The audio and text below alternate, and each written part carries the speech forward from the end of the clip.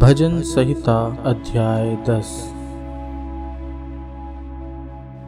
हे यहोवा, तू क्यों दूर खड़ा रहता है? संकट के समय में क्यों छिपा रहता है?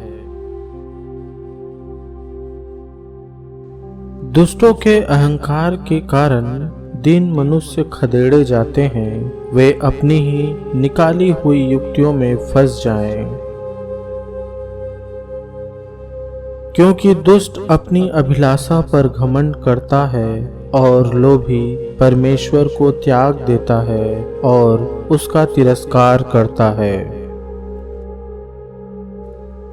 दुष्ट अपने अभिमान के कारण कहता है कि वह लेखा नहीं लेने का। उसका पूरा विचार यही है कि कोई परमेश्वर है ही नहीं। वह अपने मार्ग पर दृढ़ता से बना रहता है। तेरे न्याय के विचार ऐसे ऊंचे पर होते हैं कि उसकी दृष्टि वहां तक नहीं पहुंचती। जितने उसके विरोधी हैं उन पर वह फुंकारता है। वह अपने मन में कहता है, मैं कभी टलने का नहीं, मैं पीढ़ी से पीढ़ी तक दुख से बचा रहूंगा।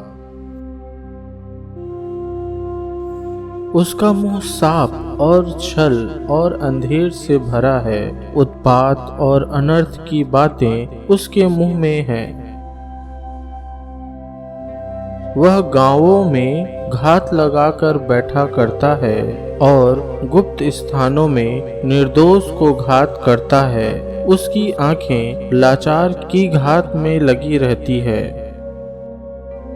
जैसा सिंह अपनी झाड़ी में, वैसे ही वह भी छिपकर घात में बैठा करता है। वह दीन को पकड़ने के लिए घात लगाए रहता है। वह दीन को अपने जाल में फंसाकर घसीट लाता है, तब उसे पकड़ लेता है।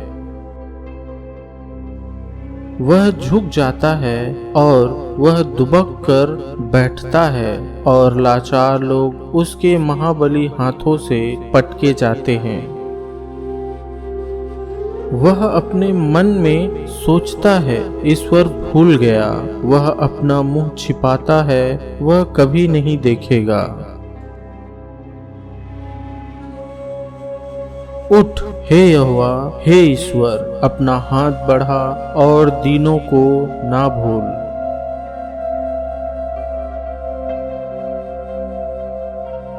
परमेश्वर को दुष्ट क्यों तुच्छ जानता है और अपने मन में कहता है, तू लेखा ना लेगा। तूने देख लिया है, क्योंकि तू उत्पात और उत्पीड़न पर दृष्टि रखता है, ताकि उसका पलटा अपने हाथ में रखे। लाचार अपने को तेरे हाथ में सौंपता है, अनाथों का तू ही सहायक रहा है।